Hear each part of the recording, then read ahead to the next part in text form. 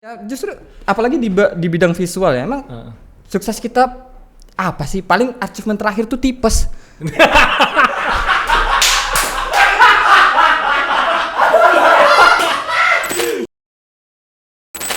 Ini ada intro ya? Belum ini? Oh, enggak ada intronya. Kamera Ada roll. nanti. Oke. Cik. Roll. Halo semua. Jam. Halo semua, selamat jam segini. Hari ini aku kedatangan Bang Gary. Bang Gary ini kalau di Tanjung Pinang dia tidak ternama.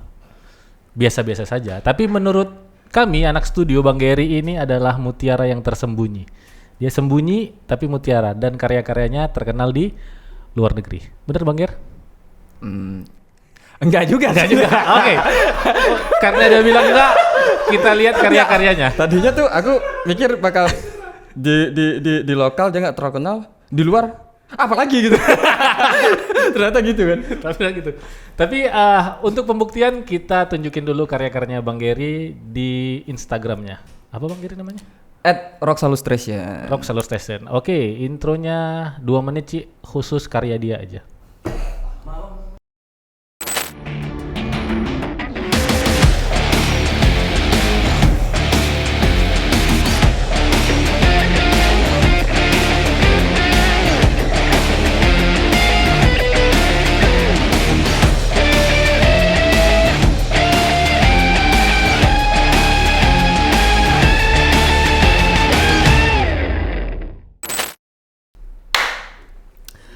Halo semua, selamat jam segini.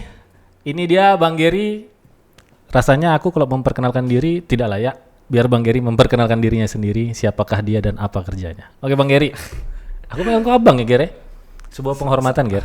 Bang tuh lebih kayak ya kita Sumatera lah, bang-bangan tuh biasa tuh. Bang-bangan. Siap. Oke, nama aku Gary. Ngapa selalu dimulai dengan oke ya? Aku enggak. Enggak ya, aku doang berarti. Nama aku Gary. Oke. Untuk saat ini ngapain ya?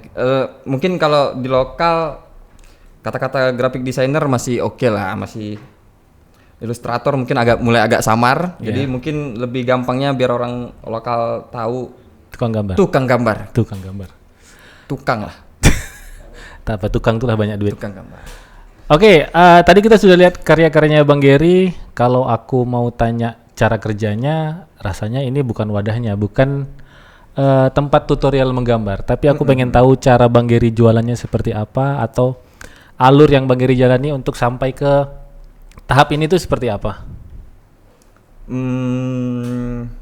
Sebenarnya nggak ada treatment khusus sih Bang, kayak di awal tuh memang ngegambar ya kayaknya hobi sih, karena hobi doang, kayak seneng gambar, dan dari awal tuh nggak pernah punya cita-cita jadi ilustrator atau graphic designer, karena zaman kita SD gitu nggak pernah Menggambar ada pilihan bahwa menjadi ilustrator.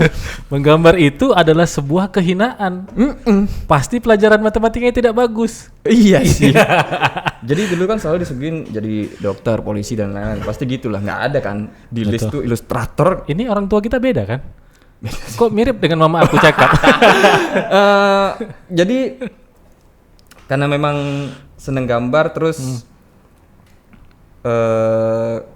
ya terjadi, maksudnya nge-flow gitu aja, akhirnya kayak ada setelah gambar tuh kayak mulai ada orang-orang yang beberapa orang yang notice, terus pengen kayak bisa nggak gambarin ini. Awalnya tuh masih kayak yang karena hobi doang, jadi kayak ya udahlah, ya udah aku gambarin.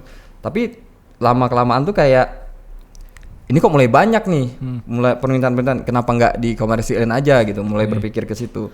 Nah awalnya notice itu tuh pertama kali memang kebetulan brand lokal waktu itu ngajak untuk bikin, boleh sebutin?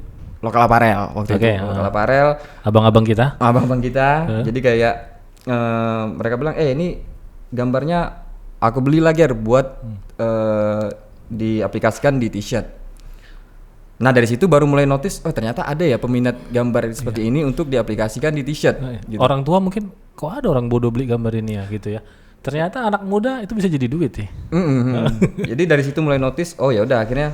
Nah di awal-awal tuh memang nggak ngerjain commission sama sekali. Jadi memang bikin terus jual, bikin jual. Istilahnya kalau di ilustrasi itu kayak pre-made. Pre-made design. Jadi kita bikin dulu, terus jual. Nah awalnya gitu. Terus mulai banyak portofolio karena dari hasil jualan itu tadi, akhirnya barulah mengerjakan dapat commission work. Jadi karena memang custom orderan. Oke, aku mundur sedikit. Tadi SD-nya kan suka ngegambar. Mungkin orang tua sekarang masih tetap menganggap kerja-kerja kita nih, kerja-kerja kreatif nih kerja-kerja yang tidak layak disebut kerja gitu. Ya kan, karena orang tua, makanya tadi aku bilang orang tua kita nih beda, tapi omongannya sama gitu. Karena orang tua abang pun selalu pikir kan, pakai dasi lah dek biar jadi orang, ya kan. Pakai baju seragam lah biar jadi orang. Yang sebenarnya sekarang juga perasaan aku belum jadi orang gitu. Tapi menurut Gary gimana? Rasanya stigma yang tercantum di orang-orang kreatif yang dianggap belum jadi orang itu. Sebenarnya ini lebih ke apa bang? Gimana cara orang respon kali? Karena mungkin memang pembawaan aku yang aku bisa akui aku orang yang cuek gitu. Maksudnya ya don't give a fuck lah hal kayak gitu, kayak ya udahlah. Dan sebenarnya bukan kapasitas kita juga sih buat mengedukasi orang bahwa aku tuh ini loh gitu. Maksudnya apalagi kalau kita berhadapannya dengan orang-orang awam gitu.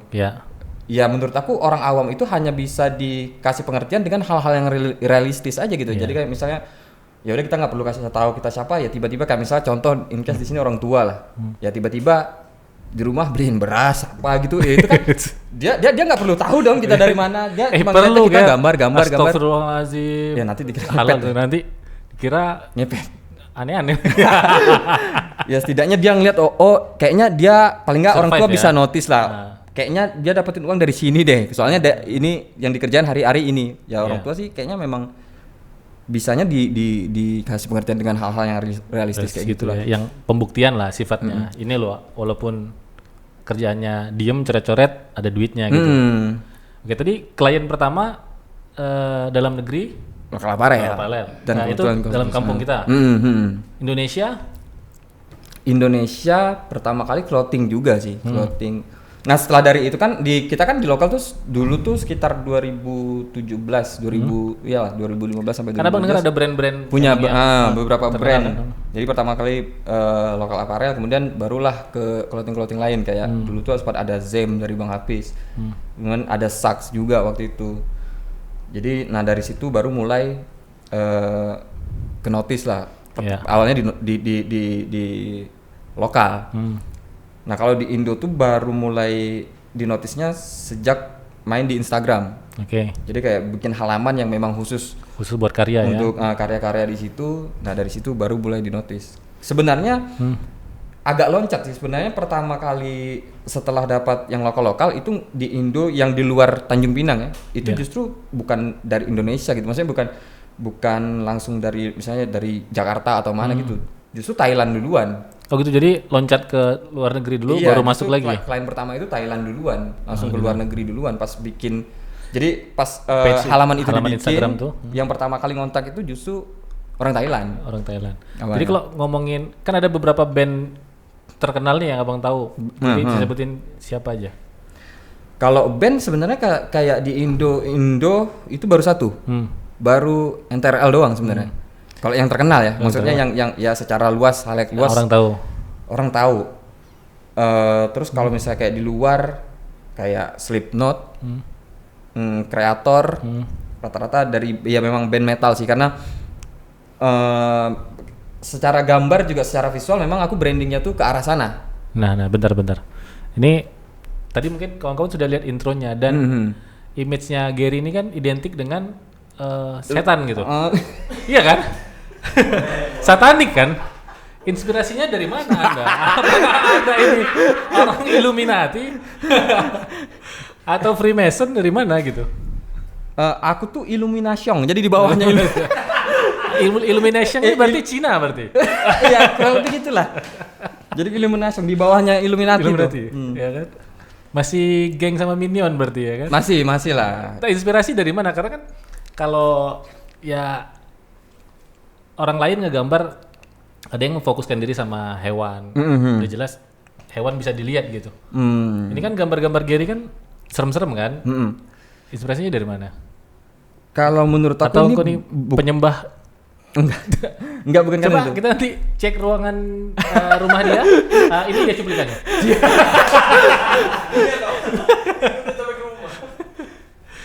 Sebenarnya ketertarikan ke arah sana tuh pengaruhnya dari lingkungan sih. Atau dari orderan? Enggak, dari lingkungan. Dari lingkungan. Jadi karena memang aku dulu tuh karena memang sering main, pertama tuh main skate. Dari skate terus mulai datang ke gigs, acara-acara gigs. Dari situ mulai peka sama visual band. Terus ngelihat visual branding skateboard kayak di deck-decknya gitu. Jadi secara nggak sadar mungkin tuh memang jadi otak aku kayak kerekam gitu ya. Kayak kerekam, itulah hal-hal yang biasa aku lihat gitu. Jadi bukan karena dari awal aku berangkat aku pengen gambar untuk band metal gitu, bukan gitu. Cuman karena memang terbiasa dengan lingkungan itu dan itulah hal-hal yang biasa aku lihat secara pergaulan gitu, akhirnya peka terhadap hal itu akhirnya. Oke, teman-teman ingat ya kalau bergaul yang benar ya.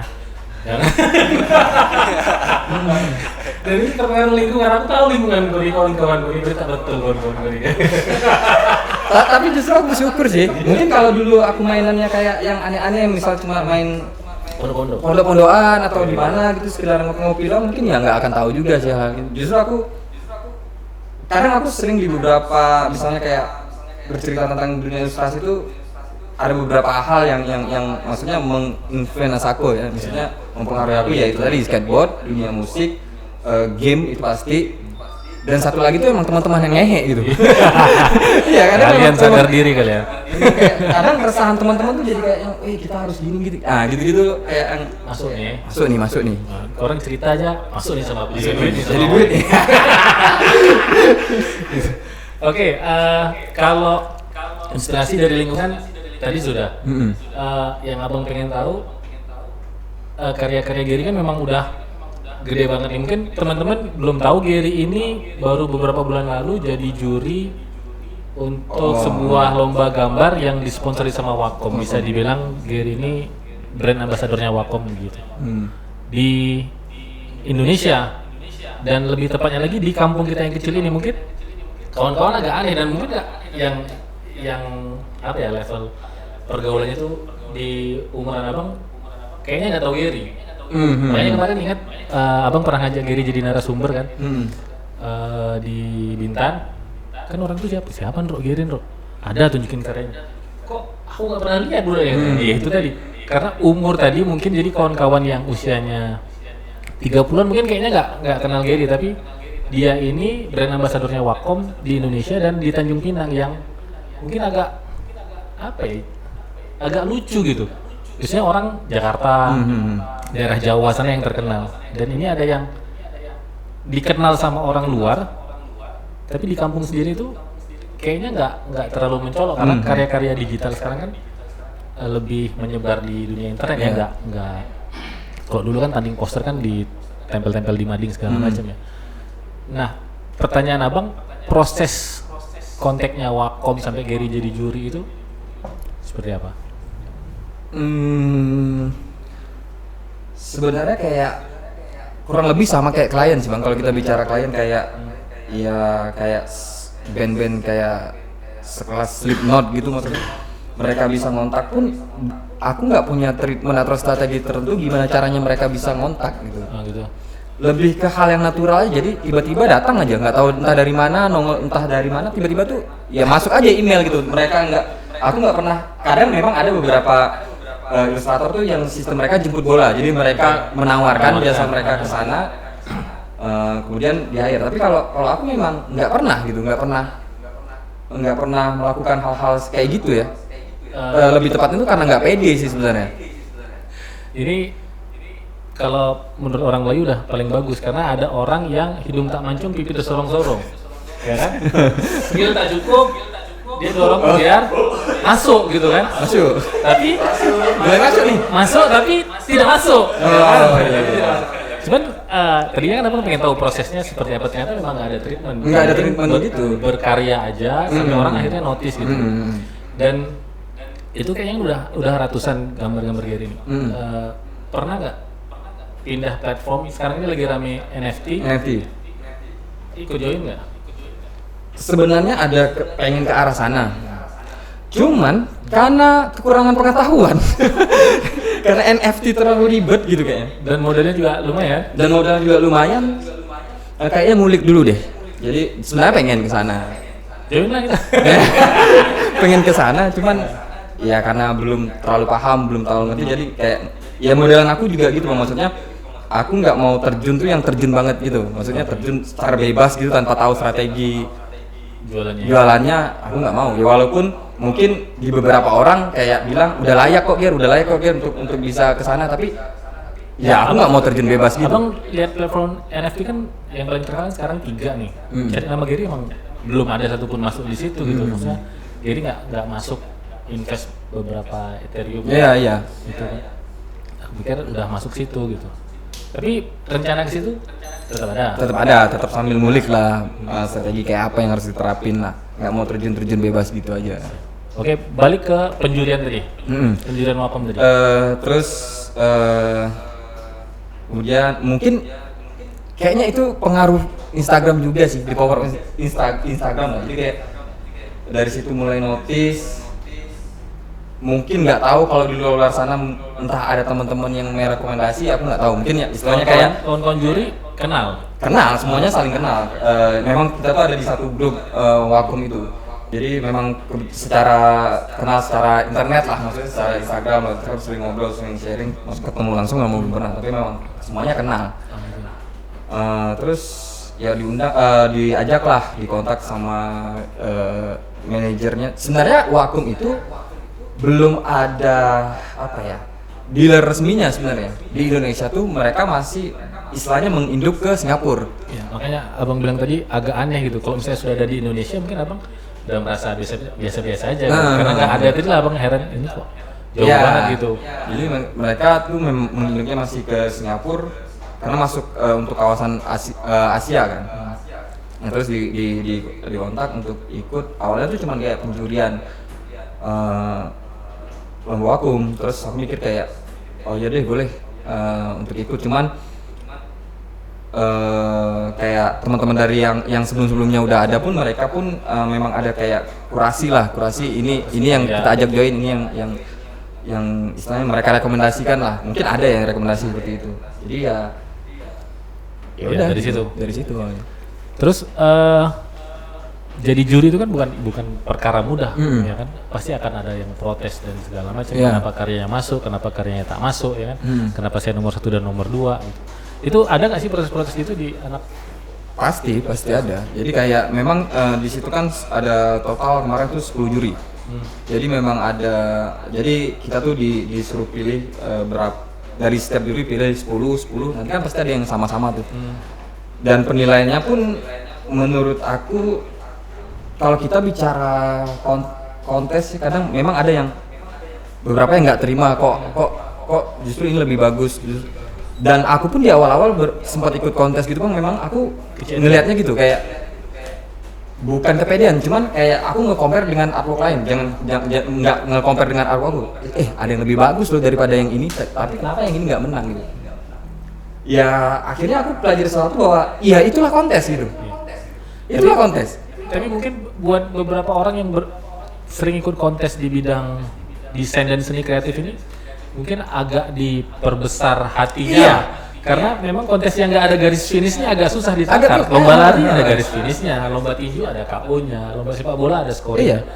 Lomba karya seni ini nggak ada garis akhirnya sebenarnya. Lebih butuh berbesar hati sebenarnya. Karena kan kalau kita bicara kontes, satu kita banyak faktor gitu, maksudnya ya satu brand itu sendiri, terus juga belum lagi juri, bicara selera juri pasti udah beda-beda, ya kan? Jadi banyak faktor yang menurut aku bukan, ya betul kata Bang Indra tadi, nggak ada garis finishnya. Garis-finishnya. Misalnya kau mau menang, kau harus nyampe ke sana, nggak ada itu, nggak ada titik itu kan? Terus Ger, abang nggak tanya apa tadi?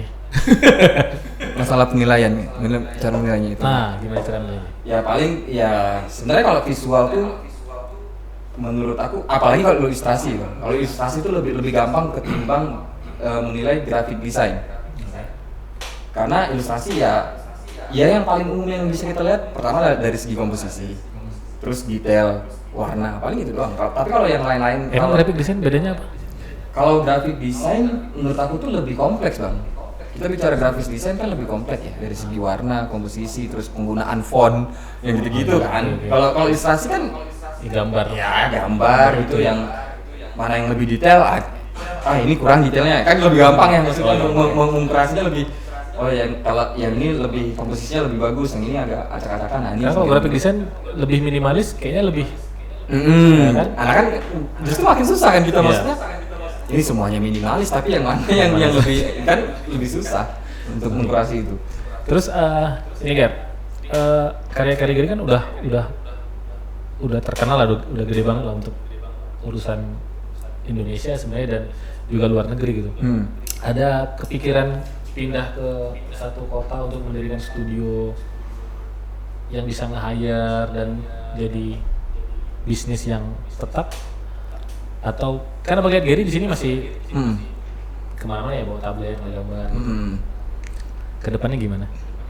Kalau sebenarnya sempat sih kepikiran itu, Bang, tapi itu lebih ke ranah, bukan ranah kerja ya, tapi kayak ranah berkesenian. Jadi kayak aku tuh kayak ngerasa kayaknya kalau di luar, misalnya Jakarta, Bandung, lebih banyak pelaku ilustrasi dan sharingnya akan lebih enak, terus banyak event gitu.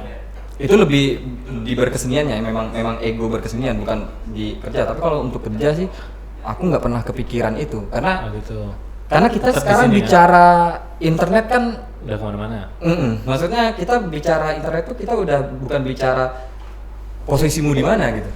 Internet tuh kayak ya memang satu wadah yang dimana kita semua bisa dipertemukan di situ kan. Nggak peduli di mana tinggalnya.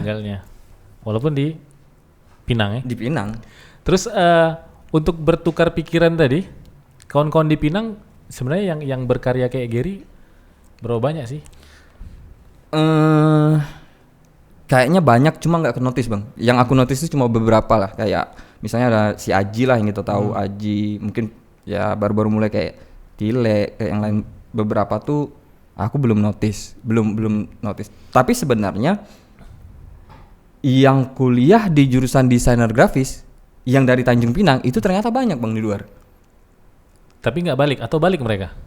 Balik, cuman tuh nggak tahu keberlanjutannya seperti apa, nggak pernah muncul di permukaan atau apa, aku nggak tahu. Nggak tahu. Karena memang abang lihat kalau misalnya kuliahnya ini, anggap aja kebodohan aku ya, kuliahnya di seni dan desain grafis itu, kalau balik ke Pinang rasanya nggak ada wadah yang buat menampung itu gitu. Iya. Dan kita kan desain grafis masih dianggap harga-harga Cia Kopi kan, buatin lah. Nah, sebenarnya itu seru buat dibahas ya, maksudnya itulah problem yang aku temukan di beberapa kawan-kawan yang kuliah keluar, terus balik ke Pinang, akhirnya kayak kebingungan. Iya. Terus sebenarnya ngeluh nggak ada yang salah ya, cuman menurut aku kalau akan lebih baik ngeluh di tempat yang pas gitu. Tapi kalau menurut aku ngeluh di tempat yang salah, ya kok salah gitu. Mereka balik ke Pinang dengan keluhan, Pinang nggak seperti kota-kota lain. Iya. Kalau di sana ada banyak ini, banyak itu, bisa bikin ini, bikin itu.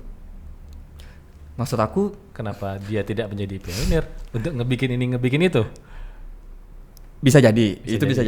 Tapi ya lebih baik seperti itu ketimbang kau ngeluh gitu. Tapi kalau kau masih ngeluh mengharapkan hal itu ada, susah. Karena menurut aku ya, ini menurut pandangan aku selama ini sih, kayak orang Tanjung Pinang tuh keperluannya baru di tahap jajan makanan, kuliner. Mereka belum butuh banget sentuhan seni.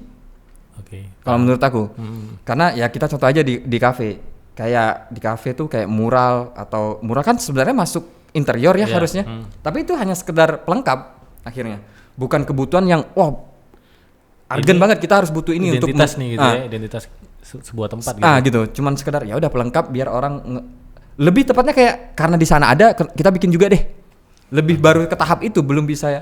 Nah, teman-teman yang kuliah di luar kemudian balik ini akhirnya kayak kebingungan kan. Maksudnya di sini kita mau bikin apa, mau Teman abang ada yang sekolah seni, bermusiknya jago banget.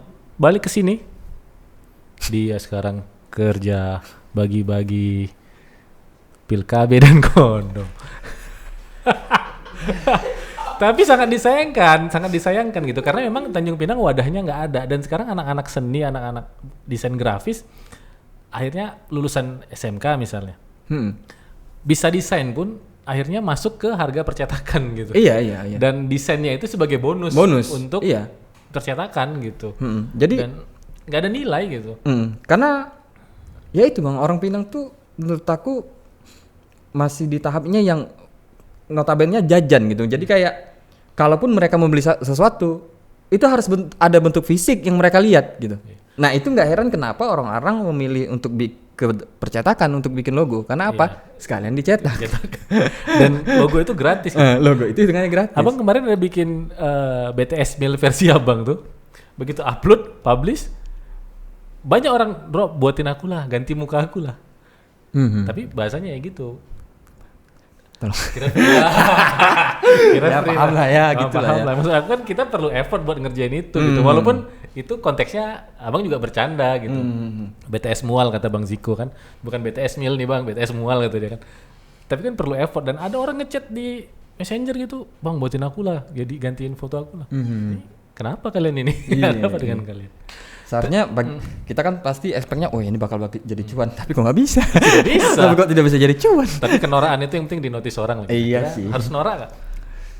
Perlu Bang, menurut aku tuh perlu. Kalau dalam konteksnya jualan, termaafkan. Dia termaafkan. Tapi kalau konteksnya self proclaim,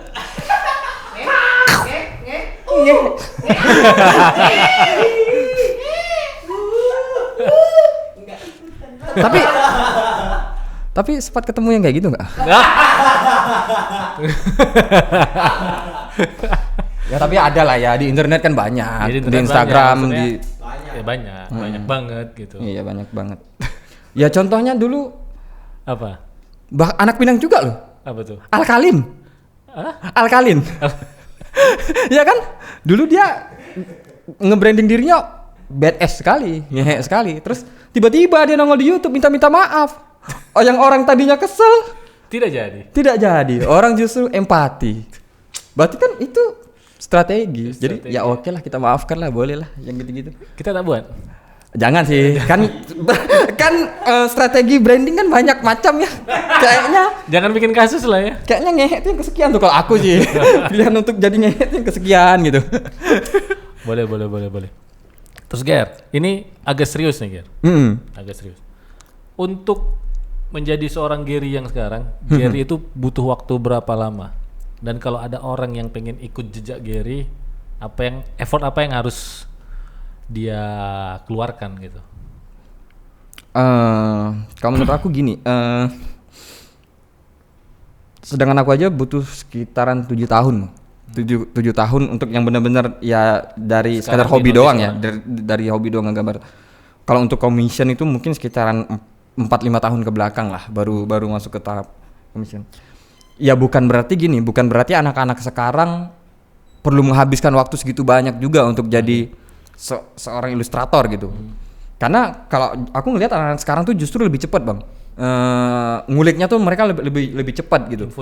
Info di mana-mana terus ya jadi jangan berpikir bahwa untuk jadi ilustrator butuh waktu sekian tahun. Enggak juga, tergantung dirimu aja gitu. Jadi kayak ya karena dulu kan karena aku kebetulan memang berangkatnya dari hobi ya sekedar hobi doang. Terus aku akhirnya nggak mempelajari teknik jualannya, nggak mempelajari strateginya. Mungkin itu yang bikin keterlambatan itu akhirnya.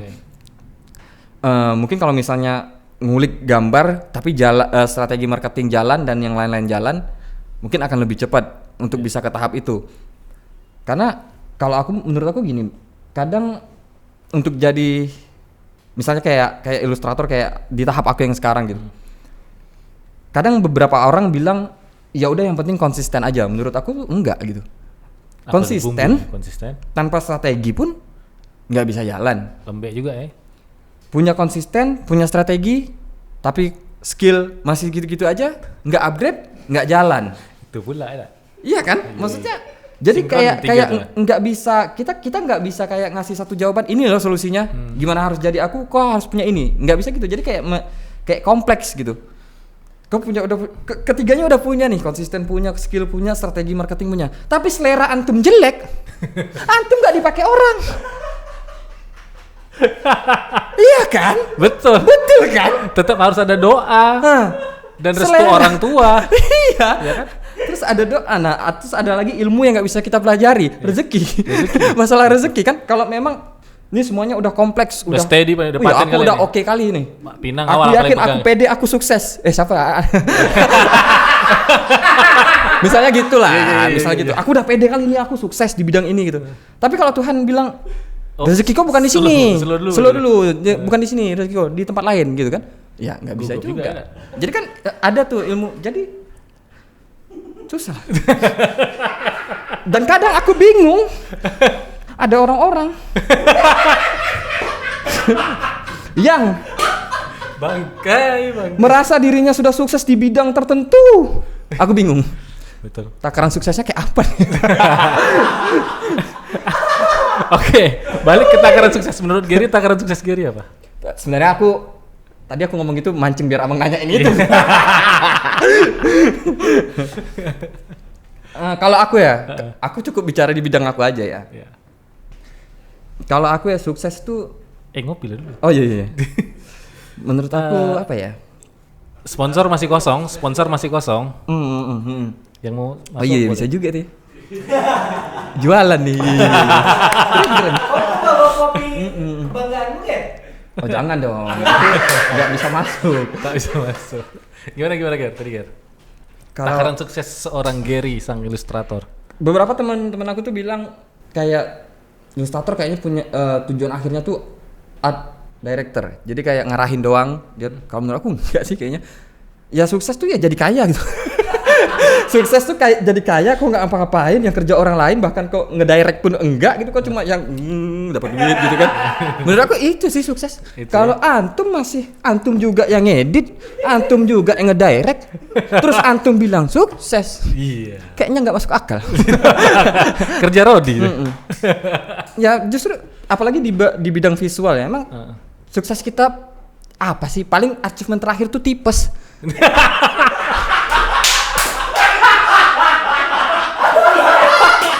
Iya.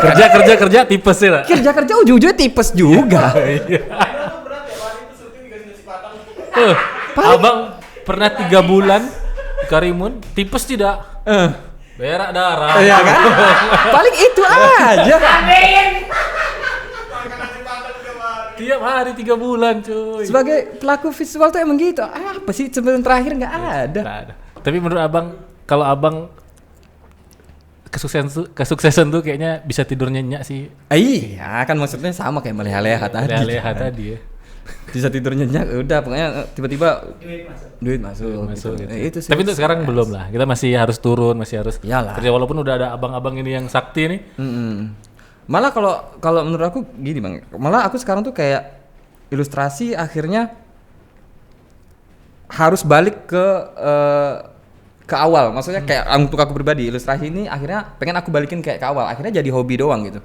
Dimana posisinya oke lah untuk sekarang aku untuk dapatin income dari ilustrasi.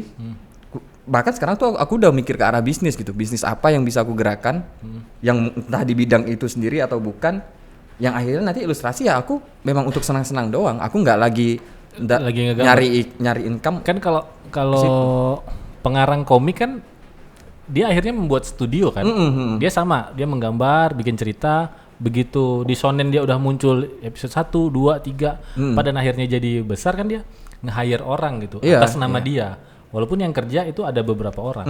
Makanya tadi abang tanya, Gary nggak bikin studio yang membawa nama Gary, label Gary, tapi Gary bisa kontrol kualitas orang-orang ini sesuai dengan ekspektasi klien bahwa ini Gary lah yang menggambar.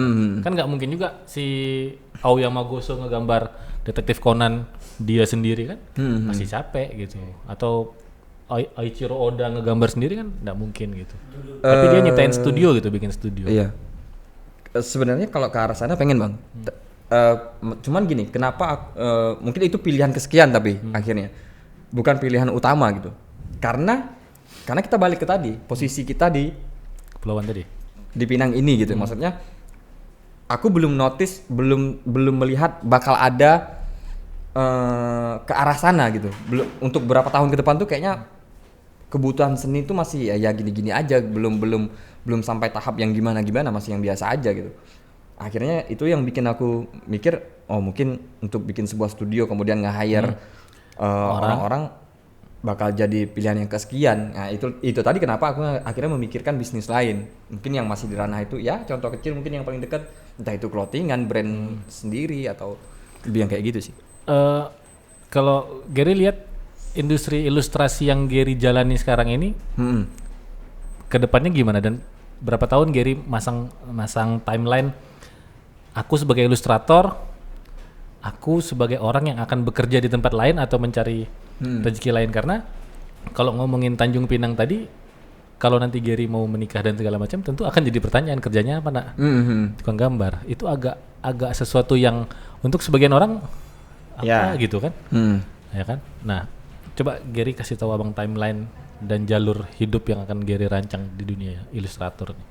Kalau ya itu tadi bang yang aku jelasin, maksudnya pada akhirnya karena aku notice itu juga ya, maksudnya notice bahwa kita bicara di ranah camer ya, calon mertua kan agak susah ya di edukasi dengan hal gitu. Akhirnya yang terpikir sama aku itu bisnis akhirnya. Jadi kayak ya udah kita pikirkan bisnis lain di luar ini, yang akhirnya ilustrasi itu ya sekedar jadi hobi, balik lagi ke hobi pada akhirnya, nggak lagi mencari income dari situ. Mungkin ya kalau untuk sekarang mungkin untuk 5 tahun ke depan ya masih oke lah dengan itu, tapi sambil jalan bisnis juga. Mungkin kalau bisnis udah mulai stabil, udah mulai bisa dikontrol, mungkin ya akhirnya udah stop di situ gitu. Ngomong tadi Gary mau ke bisnis clothingan, memang bisnis clothingan hidup ya di Tanjung Pinang nih? Nah kalau untuk fashion sebenarnya kita tuh hidup bang. Kalau di Pinang tuh menurut aku, apalagi dengan sekarang kan ya karena internet dan lain-lain, tren udah banyak dilihat, terus kemajuan fashion udah banyak dilihat, sehingga orang-orang akhirnya peka terhadap itu. Bahkan kalau kita ngelihat anak-anak muda di Pinang tuh justru kekurangan asupan itu untuk di lokalnya sendiri ya, maksudnya mereka masih banyak belanja brand-brand di luar. Sekarang yang megang mungkin karena memang pada nyatanya ya, yang aku lihat sekarang brand di Pinang tuh nggak ada. Bukan nggak ada, ada beberapa, cuman ya yang abang nggak banyak. Sekarang ya lokal aparel. Ya lokal aparel. Sisanya abang nggak tahu kan kita kemana gitu. Maksudnya lokal aparel, sponsor lah. 3 kali nih. Terus ya memang ada, tetap ada. Cuman ini loh bang, mas kayaknya kayak stok supply yang mereka supply itu nggak banyak gitu. Masih itu aja porsi pembelinya banyak emangnya. Kalau kita bicara secara kebutuhan fashion banyak, tapi kalau untuk suppliernya dikit. Itulah kenapa mereka lebih memilih untuk ya beli di luar pada akhirnya, karena ya di luar lebih banyak pilihan. Sedangkan di lokal sorry to say ya produknya masih itu aja, masih stok simpanan yang kemarin-kemarin juga gitu. Iya. Karena memang mereka tetap nunggu perputaran kan. Ya pasti dong, nggak mungkin dong ini artikel yang kapan mereka beli. Yang sekarang kan nggak mungkin. Oke. Terus Ger, minum dulu Ger. Tadi kan Gary bilang karyanya yang pertama dibeli sama Thailand. Sekarang ini yang notice klien Gary beberapa negara. Ada berapa negara? Mana aja? Nggak ngitung sih, tapi rata. Memang kebanyakan Eropa, Amerika lah. Kebanyakan ya. Gede itu mostly. Ya gitulah. Langsung pertanyaannya. Ngomongin rentang harga. Anak-anak ilustrator tuh suka malu menawarkan berapa nilai diri dia gitu. Kalau misalnya kita lihat di Twitter ada yang commission art Ada yang semurah-murahnya sampai 25.000, ada yang setinggi-tingginya yang pernah abang DM itu cuman di angka 200.000 apa, dan itu sudah full body gitu untuk sebuah commission art ya. Sementara kan abang lihat kayak di NFT terus di beberapa platform yang kayak Fiverr itu orang ngehargain dirinya sendiri tuh gede banget gitu. Ya. Di abang kenal satu rubah hitam itu NFT dia main bisa sampai 1 ETH itu kisaran 35 juta loh satu karya dia kan. Terus ada di Fiverr bisa sampai 10 jutaan ilustrasinya. Nah, kalau menurut Gary tips dan trik si anak ilustrator ini sekarang gimana mereka menghargai porsi dirinya gitu? Itu pertanyaan template yang sering nongol di DM Instagram sih Iya. sebenarnya. Berapa harganya? Bang, nentuin harga gimana ya? Nah, sekalian kalau di DM Instagram cuman satu orang yang baca. Ini nanti 14 juta orang yang nonton. Amin. Amin. Kalau aku sebenarnya ini lebih bicara ke treat cara aku sendiri ya bang. Maksudnya apa yang pernah aku jalani gitu. Nah, sekalian harga yang pernah Gary kasih. Kalau di sekarang itu sekitaran rentang starting rate ya. Starting rate itu aku bicara dari 300 US. Oke. 300 USD. Itu starting rate. 4.500.000 tuh. Itu untuk starting rate. Jadi kayak Di Pinang pantas Anda tak laku. iya sih ya. Tidak akan ada yang mau telepon dia. Iya juga sih. Terus tapi ya bukan berarti dari awal memang segitu, enggak. Iya, paham. Gitu. Maksudnya ya ada proses ke arah sana. Dan aku juga misalnya muncul pertanyaan, kok bisa pede untuk harga segitu? Kenapa aku pede dengan harga segitu? Karena portofolio. Okay. Portofolio yang aku punya gitu. Terus juga kalau dulu treatment yang aku lakukan tuh bang lebih kayak aku kayak test case gitu, kayak misal dulu tuh di awal-awal tuh seingat aku masih $30, $50 gitu. Itu udah gede sebenarnya. Jadi pas $30 pun orang Pinang tak akan telepon kok, Ger. oh iya. masih mahal. Iya, kopi boleh lah. Sama disembah kan. Udah selesai disembah, makasih. Jadi kayak dulu tuh aku coba di 30 US. Aku lihat masih mereka oke gitu kan. Oke. Terus mulai notisnya tuh sekitaran 5 klien masih ini kok oke aja, nggak pernah nawar. Apa ini kemurahan gitu. Nah, kemudian di klien selanjutnya aku naikin tuh misalnya kayak dari 30 mulai ke 50 US. Coba lagi sampai 5 klien kayak gitu masih oke. Ini kayaknya masih kemurahan nih. Mereka untuk effort yang segini 50 masih kurang, aku naikin lagi. Nah, misalnya udah mulai ada yang nawar-nawar tuh kayak nawar, oh mungkin saat ini baru segini nih. Baru segini bisanya. Tapi ketika portofolio udah mulai naik lagi, coba naikin lagi harganya. Masih ada yang nawar ya mungkin segitu. Kalau masih oke aja berarti naikin lagi. Tapi kalau udah sampai 5 klien bahkan hitungan 5 klien atau 3 klien aja udah enggak semua, maksudnya enggak tertarik semua, berarti kemahalan turun. Berarti memang stay di situ. Nah, tapi pada akhirnya kadang kan orang-orang menilai gini, Bang. Gila, desain kaos aja bisa segitu. Itu pemikiran orang awam. Tapi sebenarnya kalau kita tahu market clothing di luar itu seperti apa, kita masuk akal. Kita bisa bilang itu masuk akal. Karena gini. Karena t-shirt di luar harganya itu bisa 20 sampai 30 US per baju. Mereka cetak 10 dan kejual aja udah berapa dapatnya? Iya kan? Iya. Jadi menurut aku tuh perhitungannya masuk akal sebenarnya. Berarti kaos di kita yang murah berarti kan? Nah, itu dia. Dan juga gini, ada pengaruh lain sebenarnya. Kita bicara kurs aja lah. Kita bicara kurs, kita udah jauh ketinggalan. $1 aja udah 14.000. Jadi ketika misalnya kayak tadi $300 berarti 4 juta lebih ya, karena secara kurs aja jauh gitu, kita jauh, dan memang nilai tukar mata uang mereka juga tinggi kan. Jadi bagi mereka oke lah, worth it lah segitu, keluarin dengan seharga segitu. Starting price-nya tadi 300.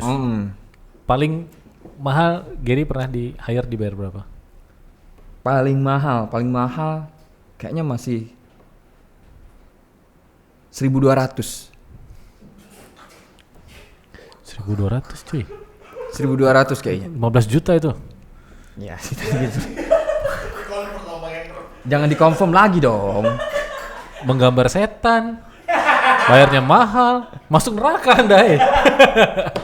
Itulah kenapa ada yang namanya zakat. Ada yang namanya sedekah. Tetap ya 2,5% tetap ya, walaupun gambarnya satanik ya. Iya, jadi termaafkan lah. Mudah-mudahan ya. Sholat. Mudah-mudahan.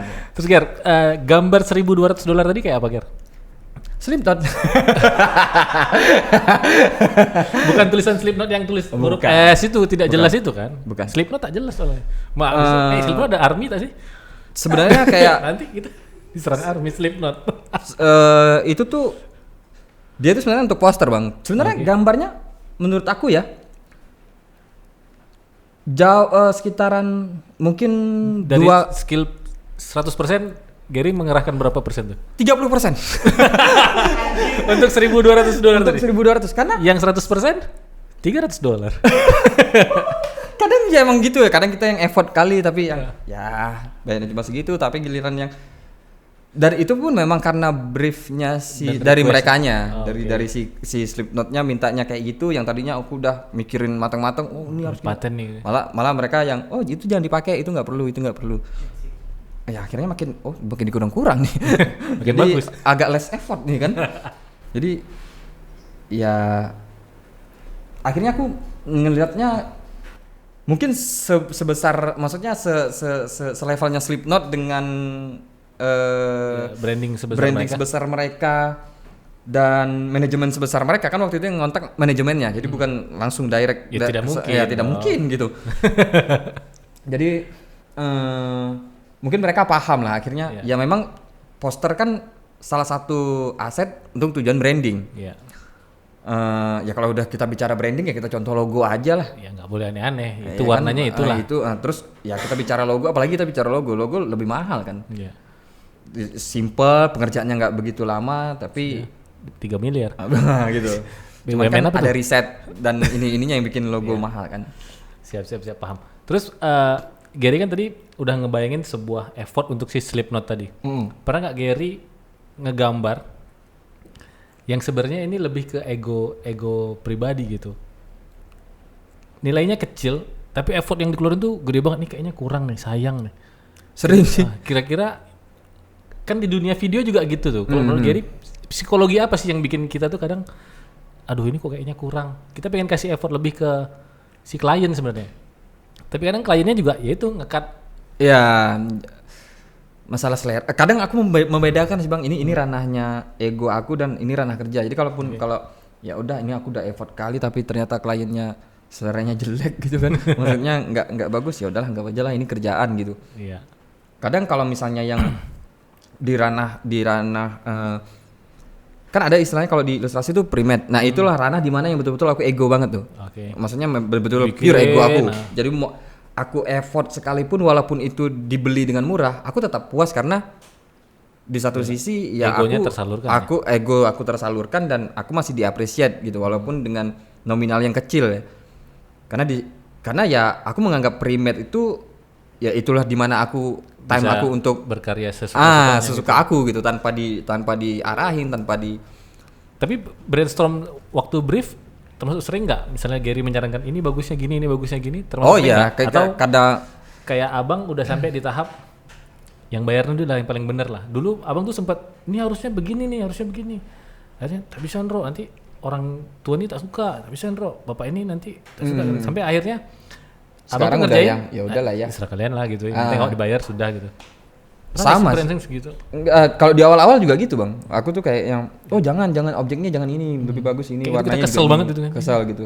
Tapi yang makin kesini sama sih kurang lebih gitu, kayak yang apa yang diarahin ya itu yang aku bikin gitu. Udah kalian lah pokoknya. Ya akhirnya udah bisa membedakan. Oke nggak apa, ini aku ngalah dulu nih. Ini bukan space aku buat keluarin ego aku, ya ini pure kerja gitu akhirnya. Jadi ya udah ngalah aja. Walaupun kesel sih sebenarnya, maksudnya kayak maksudnya kan kita mood buat ngegambarnya juga aneh. ngegambarnya kayak Terus pengen males menampilkan gitu. itu sebagai porto juga malu. Gitu. Malu benar.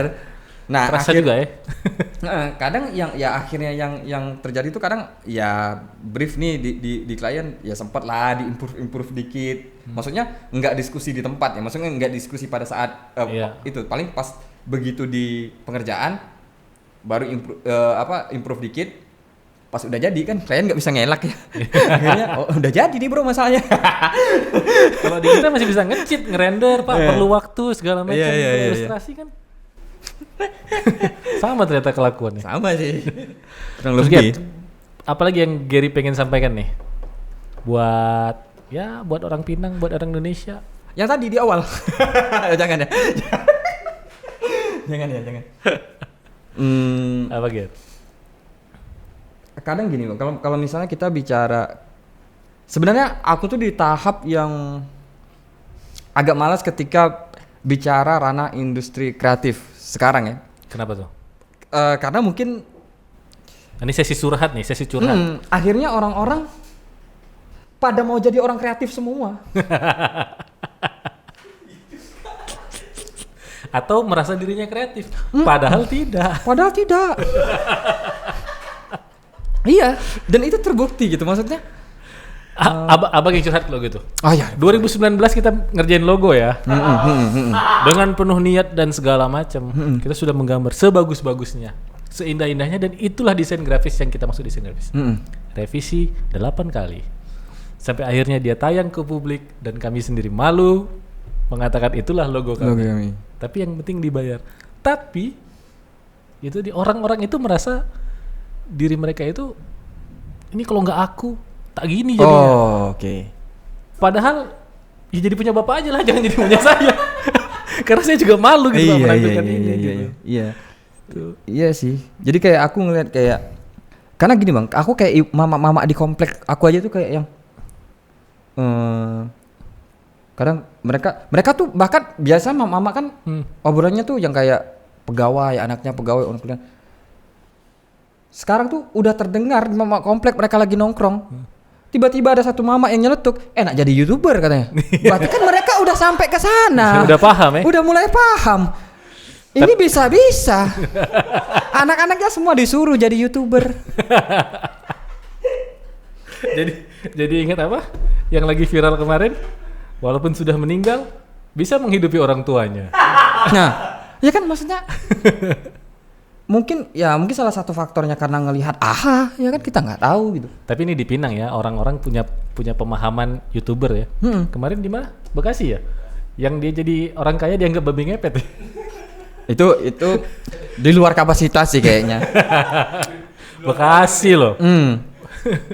Maksud aku akhirnya gitu bang, kita semakin kesini terlalu banyak hal-hal yang membicarakan industri bukan berarti jelek ya. Maksud aku akhirnya orang-orang terlalu menggampangkan segala hal. Kalau aku melihatnya sih gitu. Dan semua orang merasa dirinya kreatif. Iya.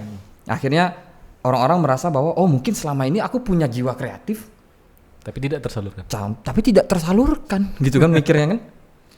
Padahal kan enggak ya. Maksudnya ya menurut aku tuh bukan berarti kreatif itu adalah sebuah kekuatan, enggak juga sebenarnya. Ya porsinya udah ada. Porsinya udah ada gitu. Jadi bukan berarti bapak-bapak ini sebagai manajemen orang udah manajemen orang Pak. Itu dia. Jangan merasa dirinya kreatif. Kreatif gitu lah gitu. Karena memang ada orang yang lahir untuk hidup di dunia kreatif gitu. Dan bukan berarti orang-orang kreatif tuh orang-orang yang power banget gitu, dia yang bisa manajemen. Enggak juga gitu kan. Iya. Ya bukan berarti orang kreatif tuh orang yang bisa segalanya, enggak. Ya kayak aku aja lah, aku akui secara oke lah, mungkin secara seni kerjaan aku oke nih, bisa ngejar, tapi secara manajemen masih jelek gitu. Entah itu keuangan, entah itu waktu dan lain-lain. Manajemen gitu. orang gitu ya? Masih butuh orang untuk manage itu. Nah di era sekarang tuh orang-orang memikir kayak orang kreatif tuh adalah Power Ranger gitu, bisa power banget lah pokoknya gitu. Mereka kayaknya bisa sapu semua hal gitu. Sapu pokoknya. Sapu bersih. Terus orang-orang yang punya kapasitas untuk memotivasi orang lain. kreatif aja gitu. Iya. Mau motivasi ya beda lah, itu motivator lah. Mario Teguh ya? Itu Mario Teguh aja kolaps. Aja lah. Itu aja kolaps. Iya. Ya Mario Teguh aja tersandung kasus. Iya. Sampai ada keluar bahasa hidup tak semudah cocoknya Mario Teguh gitu. Enggak tahu kenapa di beberapa kasus itu ada orang yang menganggap itu tuh berdampingan Bang. Ketika aku kreatif, aku harus sanggup memotivasi orang lain. Bukan gitu. Enggak gitu konsepnya, brother. Salah woi. Ya sebenarnya ya mungkin itu soal ini aja. Maksudnya kayak personal branding lah, mungkin kayak punya cita-cita menjadi seorang influencer nggak salah ya. Iya. Cuman kalau ngaku-ngaku bisa menginfluence orang lain, kayaknya salah. Kayaknya salah sih. Tidak termaafkan itu. Tidak termaafkan. Tapi kalau konteksnya jualan boleh lah ya. Kalau konteksnya jualan boleh. Boleh lah. Nggak masalah. Termaafkan itu termaafkan. Cari uang. Kita nggak bisa. Nanti kita dibilang ini pula. Masa kok ngejudge rezeki orang lain nggak boleh. Nggak boleh. Betul. Jadi sebelum closing, ada hal-hal lain yang mau disampaikan? Atau ada yang Gary pengen dari rumah tuh aku pengen ngobrol dengan Bang Hendro masalah ini nih.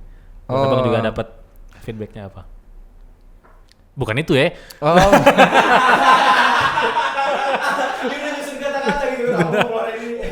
Yang gila. Dia terlintas tadi. Bukan itu. Apa gitu? Apa ya, lebih kayak ya terutama soal tadi sih aku pengen bahas tentang yang industri kreatif tadi. Jadi jangan mengira orang-orang kreatif tuh orang-orang yang ya super banget lah, maksudnya ya biasa aja gitu, maksudnya ya kebetulan mereka bisa sih, kebetulan mereka punya skill itu gitu. Iya. Tapi sebenarnya di dunia bisnis orang kreatif kayak di kampung-kampung kita ini tidak terlalu dihargai gitu. Justru orang-orang yang Nah mungkin aku punya pertanyaan kali buat Bang Hendro. Iya. Bang Hendro punya keresahan akan itu nggak sebenarnya? Maksudnya kita tuh kayak nggak dinotis, nggak dihargai dan kayak apa ya? Ya belum bisa dikatakan kayak di luar lah dihargai seperti di luar. Abang punya keresahan itu nggak? Ya sebenarnya keresahan pasti ada sih untuk anak-anak kreatif, rasanya hampir sama. Jadi kalau misalnya di kita itu mungkin Gary sering denger lah, Bang Ger tolong gambarin lah yang biasa-biasa aja. Kita bahasa yang biasa-biasa aja itu kan nggak bisa ditakar tuh. Nanti kita kasih gini tak masuk ya kan, dikasih begini tetap tak masuk. Jadi sebenarnya pengen tahu juga orang-orang yang pengen hire kita di Indonesia terutama ya, entah itu editing dan segala macam, mungkin agak dirubah cara pandang dan dibesarkan lagi lah wawasannya. Kadang bahasa yang setiap kali ngorder, Bang bisa bikin ini tak yang biasa-biasa aja, Bang bisa bikin ini tak, semenit aja Bang, mintanya 3D tapi semenit ya kan, demam juga kita. Sering nggak dengar? Sering sih, sering. Cuman akhirnya aku sadar gini Bang, maksudnya resah itu pasti ya, cuman kayak aku akhirnya ada sadar beberapa faktor kenapa orang-orang itu nggak bisa nyampe ke pengetahuan itu, karena ya itu tadi mungkin kurangnya edukasi itu pertama, terus tidak terbiasa melihat itu. Melihat visual tuh nggak terbiasa gitu, atau mungkin terlalu biasa jadi dianggap biasa-biasa aja. Biasa-biasa aja bisa jadi kan? Jadi selama ini orang mungkin ya itu ngelihat kayak sorry to say bikin percetakan ke logo ya, maksudnya bikin logo tuh percetakan itu dianggap sebagai bonus sih kan, dianggap sebagai bonus, masih yang apalagi kan kita orang Indonesia kan terbiasa dengan mahal kali di sana aja cuma gitu-gitu kan. Di sana lah kok, ngapain di sini? Ya ngapain sini kalau gitu. Jadi kalau sebenarnya kalau ngomong resah, sebenarnya tergantung. Kalau memang aku tuh memang perangnya di internet aja udah, gitu. Memang dari awal tuh aku memang perangnya di internet. Jadi akhirnya ya aku nggak pernah ambil pusing ketika orang-orang Pinang nggak notice kayak tadi di awal Abang bilang. Yeah. Orang Tanjung Pinang nggak banyak yang kenal aku nggak pernah ambil pusing soal itu. Karena apa? Karena aku tahu gitu. Karena aku tahu pasarnya bukan di Pinang. Pasar aku bukan di Pinang gitu. Kemampuan orang Pinang tak akan sanggup hire engkau, Ger. Dengar orang Pinang, aku orang Pinang. Aku suruh bayar Gary $300 pun gugup juga. Karena kita gini Bang, karena kita tuh apalagi visual ya. Mungkin kalau kayak musik itu di semua tempat orang gampang untuk notice. Bahkan kita sendiri punya legendnya gitu. Kalau untuk kesenian di musik ya. Musik. Kalau di visualnya agak susah. Maksudnya ya dari dulu belum ada yang jadi pop banget gitu loh. Kalau mungkin kayak puisi udah ada, tapi kalau kayak visual ya belum. Akhirnya aku sadar bahwa kayaknya untuk pelaku seni rupa di Pinang itu ya agak susah dinotis. Dan kalau ngomongin seni di Tanjung Pinang juga rasanya ilustrator nih masih tidak dianggap seni oleh pemerintah sendiri dan lembaga Dewan Kesenian kayaknya. Bahkan Saya orang Dewan Kesenian bahkan. bahkan gini Bang, bahkan jangan itu, bahkan di seniman rupanya pun sendiri ilustrasi itu masih terdengar samar. Tidak jelas ya. Iya. Seniman masih seni rupa yang patung gitu ya. Bahkan di pelukis pun itu masih kayak ilustrasi. Apa itu? Gambar-gambar digital. Gambar setan. Dibayar $1.200. Tidak mungkin. Tidak mungkin. Saya gambar-gambar setan dengan tutup mata. Tidak pernah dibayar segitu. Tapi masuk TV. Tapi masuk TV. Oke, Ger. Tutup, Ger. Apa saran Geri buat kawan-kawan nih? Indonesia lah. Pinang rasanya abang nggak notice kawan-kawan lain. Ada Dika. Maksudnya dia ini komik. pesan buat semua orang apa? Bukan, pesan buat orang-orang yang pengen jadi ilustrator lah. Oh. Ya yang pasti apa ya? Yang pasti konsisten Kenapa dulu dia deh. terdengar seperti seorang influencer dan Influencer? motivator? Yang pasti sukses dulu aja. Enggak. Yang pasti tuh menurut aku ya tadi Bang, aku juga udah bicara kayak kita yang pasti konsisten lah. Iya. Dengan konsisten nanti lama-lama kita punya skill. Terus dengan berkembangnya skill akhirnya kita punya strategi lah untuk jadi bukan satu. Kadang aku suka bingung apa pesan-pesan buat ini. Karena menurut aku tuh kompleks gitu. Kita nggak bisa kasih satu jawaban yang benar ini gitu. Karena ya kompleks. Ya kok satu harus Bentar, Ger. Udah ya? terus kayak konsisten, terus punya skill, pelajarilah strategi marketing. Karena kalau udah bicara yang tadinya kita hobi terus kita bicara ke ranah komersil, berarti kan kita konsepnya jadi pedagang gitu. Kalau kita udah pedagang ya pelajarilah ilmu berdagang. Nah pada akhirnya jadi kompleks lah untuk bisa jadi, kayaknya nggak di ilustrasi aja sih, ini lebih ke Semua bidang. iya semua bidang kreatif sih kayaknya. Berarti closingannya nggak itu. Closingannya apa yang mau disampaikan Geri ke calon mertua tentang kerja-kerja Geri ini? Karena tidak akan dianggap kerja Anda sebagai ilustrator. Businessman.